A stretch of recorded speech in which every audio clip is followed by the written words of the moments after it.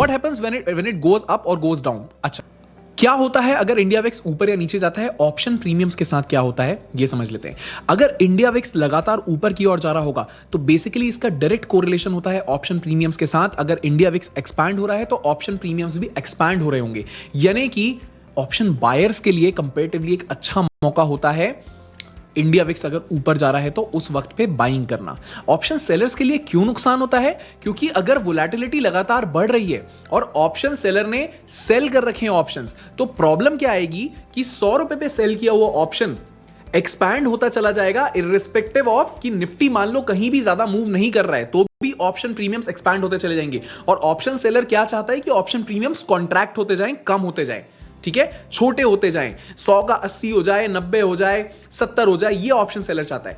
तो rising VIX environment option sellers के लिए नहीं अच्छा होता है, falling VIX environment option sellers के लिए अच्छा होता है। यानी कि अगर इस पॉइंट से जो विक्स में गिरावट आना चालू हुई है, ये पूरी गिरावट कैप्चर करना ऑप्शन सेलर्स के लिए अच्छा होता है, ठीक है।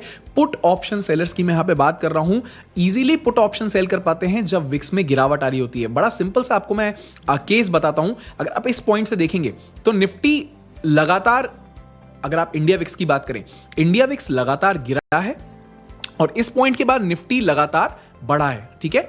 बड़ा सिंपल सा एग्जांपल है, इंडिया विक्स लगातार इस जोन में गिरा है और निफ्टी इस जोन में लगातार बढ़ा है। Can you see that? Right. So basically जो पुट सेलर्स हैं उनको कॉन्फिडेंस आता है, बिकॉज पुट ऑप्शन के प्रीमियम्स एक्सपांड होना बंद हो जाते हैं, कॉन्ट्रैक्ट होना चालू हो जाते हैं। पुट सेलर कौन लोग हैं? पुट सेलर वो लोग हैं जो मार्केट को नीचे से सपोर्ट करते हैं। पुट सेलर वो लोग हैं जो बोल रहे हैं कि यार it's okay if we enter into the market with a put selling position and the market is suppose to go up from here और at least it is not suppose to go down, ठीक है।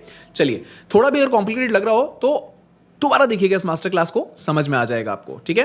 अब cooling Vicks option sellers के लिए क्यों अच्छा होता है मैंने आपको समझा दिया। जब विक्स कूल ऑफ हो रहा होता है, नीचे की ओर जा रहा होता है, तो ऑप्शन प्रीमियम्स कॉन्ट्रैक्ट हो रहे होते हैं, छोटे हो रहे होते हैं, 100 का 80, 70, 60 ये हो रहा होता है और ऑप्शन सेलर्स को प्रीमियम मिलता जाता है, फायदा होता जाता है, ठीक है।